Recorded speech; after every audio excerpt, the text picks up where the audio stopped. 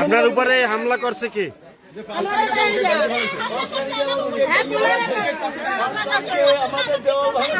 জামাতের এই গেট ভাঙছে কি? আপনাকে গেট ভাঙছে কি?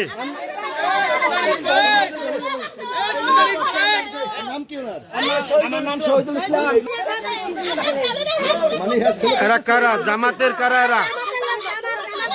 জামাতের আনোয়ার কি হয়? এই আনোয়ারের সাপোর্টে পৌর জামাতের সেক্রেটারি সাপোর্টে এরা করতে আছে এইগুলো নাকি? পোস্ট দেশে আশপাশে কোপ দেশে নাকি? আল্লাহ, আমরা কি এর সুষ্ঠু বিচার চান?